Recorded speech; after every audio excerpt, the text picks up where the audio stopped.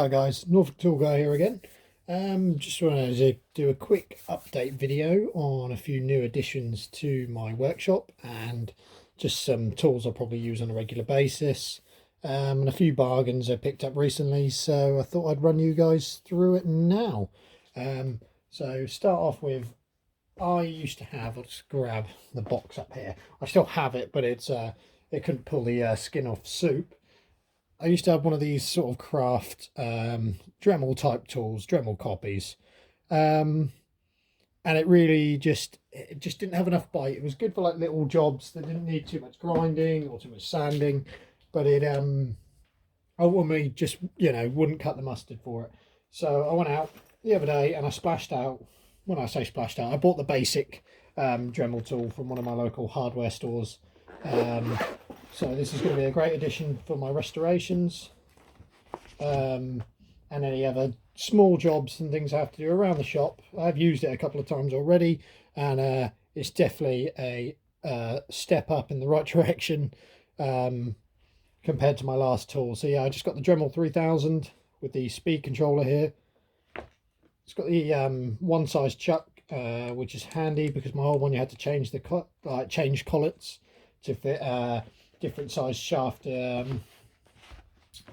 bits and grinding tools. So it's handy that it's the one size now. It comes with a few parts in the box. I think you get about 15 accessories, spanner and a few sanding pads, things like that. So yeah, this will definitely see some good use. Hopefully it will last me years to come. I mean, I've heard a lot of good things about actual Dremel brand Dremelings and people having the same one for like 20 years. So let's hope it lives up to that same expectation for me. The other thing I've got is, this is a shout out to Grumpas Workshop. I've been after a 1x30 belt sander for a little while now, and the one I was ideally settled on was a Clark brand. Can't remember the model number off the top of my head, but I'm sure I'll put it in the description of this video. But I thought I saw Grandpa's Workshop's video about this Parkside grinding stone and sander on the other side, and I thought, you know what, for the money, because it was only about £30, about £28 something I paid for this, I thought for the money, for the time being, this will do until I can find an adequate replacement. Plus it'd be handy to have another grinder in the shop anyway, and the larger belt sander for various woodworking tasks. I'm trying to get myself more involved with woodworking, get myself a bit more comfortable and sort of, you know, push my skill level a little bit, because I feel like I could evolve to do a lot more. So it's a pretty easy setup. I mean, you get a box with a bunch of gubbins, guards, probably won't use those, I just wear goggles, a few accessories and whatnots. And if we just get out here, this isn't supposed to be an unboxing, but I've already been inside the box once, and anyone that's seen Grandpa's video will know what the machine looks like. Right, let's get it out. Why is it whenever the camera's rolling, everything becomes a pain?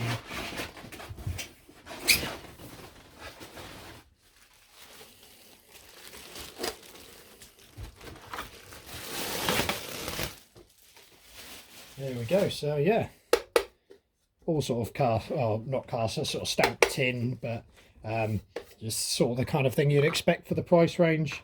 But really I was only here for the belt sander, so the extra grinding stone, which will be replaced with a fibre wheel.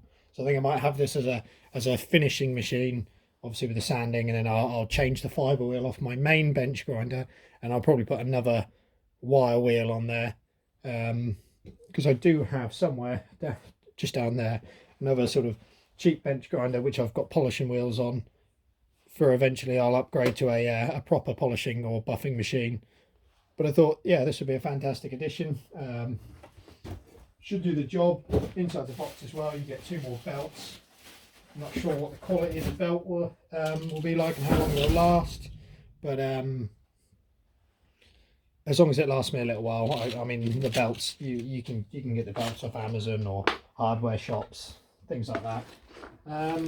So yeah, that was another nice addition to the shop.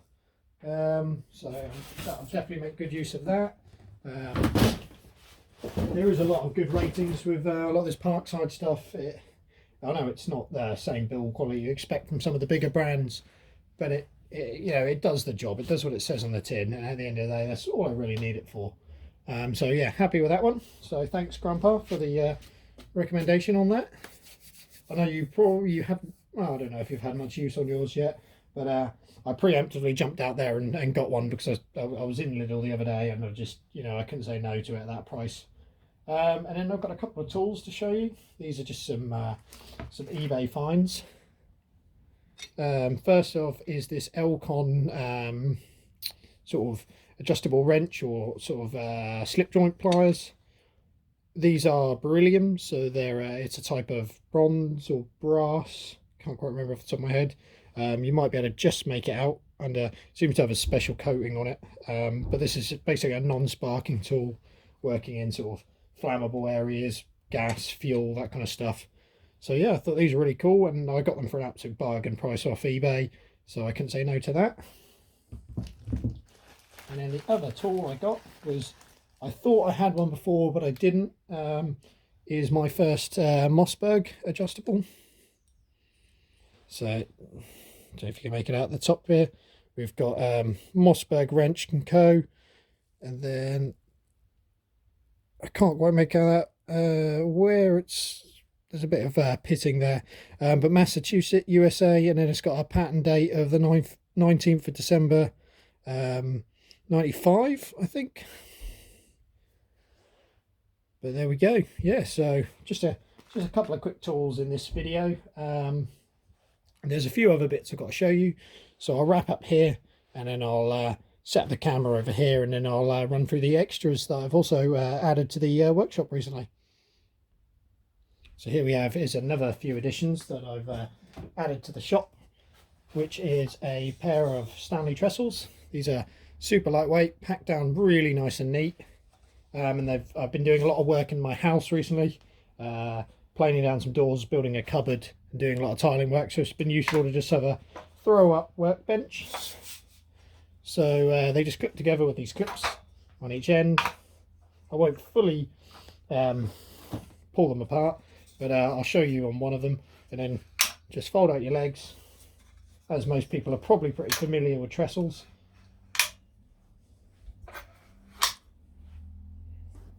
And then set up in your work area, and voila. Oh, there we go.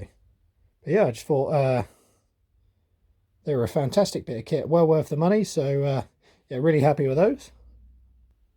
And then I've got my final addition to the workshop, which is going to come in, or it's going to be super handy for me, because I've been looking for one of these pack out boxes for a while.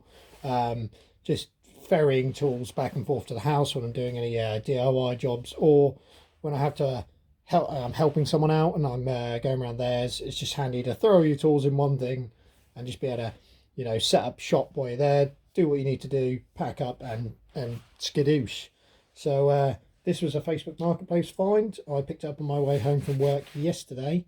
Cost £20. I'm not sure how much these are new. I know a lot like the DeWalt ones, things like that that you'd see in like B&Q. They're normally quite pricey. You're looking at some of them go like sort of £100, £200. So for me, this is ideal what I want and what I need it for. So on top, you've got a like fasteners compartment, so you can, you know, throw in your most used, your plasterboard screws, your favourite wood screws, that kind of stuff. And then press this button here. You've then got a tool tote. Doubles up as a toolbox when you put this back on as a lid, which I thought that's great. It has got a carry handle for the tool tote, because the tool tote can be modular and separated. And then you've also got a handle at the back here with a button to pull up.